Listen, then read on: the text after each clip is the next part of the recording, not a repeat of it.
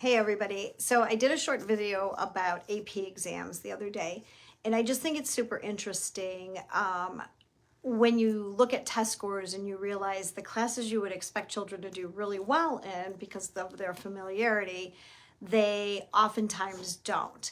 And what would be perceived as more difficult classes, they often do better in. And there's some psychology behind it, and you can watch that video. But one of the other interesting things that I didn't realize actually how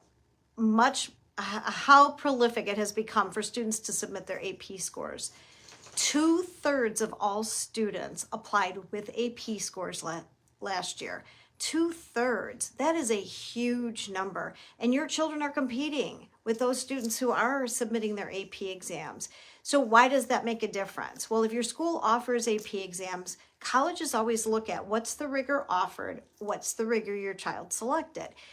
If it appears that they tried not to have a rigorous schedule, that's kind of a mark against them. If it looks like they took advantage of rigorous classes, that's a good sign. If you've taken those rigorous classes, the AP classes, it shows that you're ready for college, that you have taken that college level, that you are prepared, you're familiar, you understand the difference between a high school level course and a college level course. If you have scores to support your ability there, 3, 4, or 5 on those AP exams, that is incredibly helpful in college admissions, especially for test optional schools.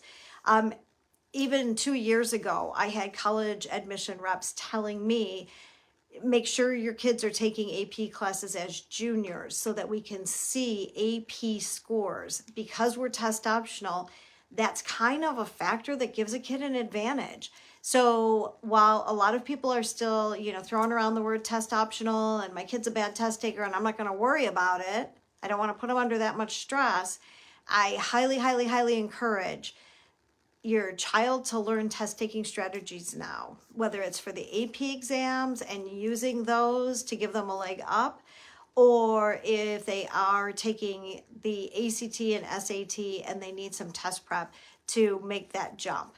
And for every kid, it's different, but we do see great increases in scores when students really stick to it and they do the homework. And unlike a lot of other places, we ask kids to do 10 to 20 minutes of homework a night. That's not excessive, but it's the consistent repetition. It's funny because kids always understand it when they're playing a sport, that they have to show up for practice every day.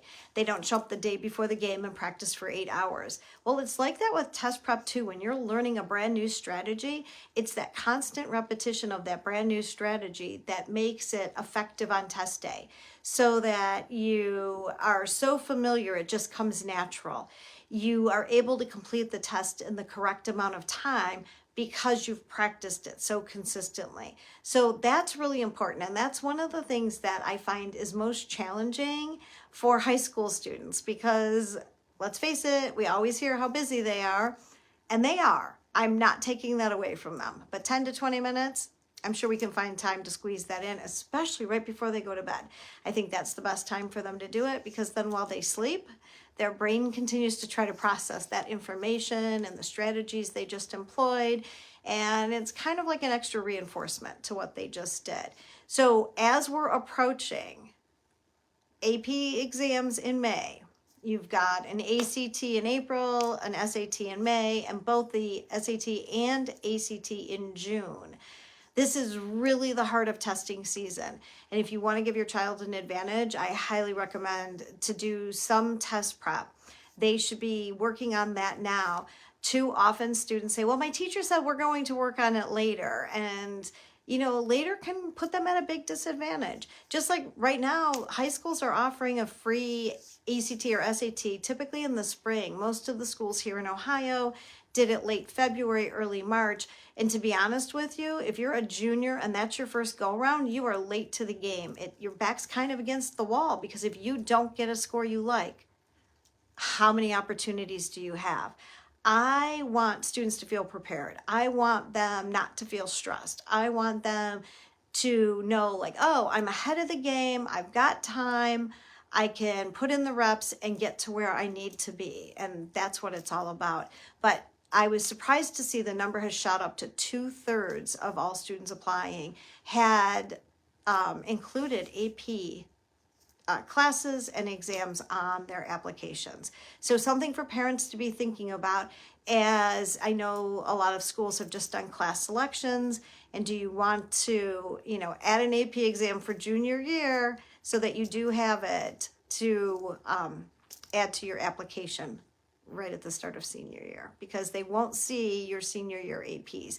Just because you list that you're taking them during senior year doesn't mean that you're going to finish the class, that you're not going to drop it, that you're going to do well in it. They don't know that when they're making that decision on your college application. So be early in the process when taking those accelerated classes. It's super helpful for you. And I'm not saying it to stress you out or that you have to have all APs. That's not the goal.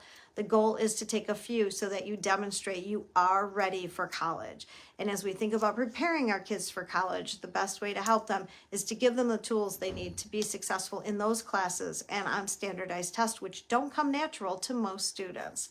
So if you have questions about this, about AP or ACT exams, just drop the word test down below and we can, start a conversation and see what might work for your child. And I will talk to you soon.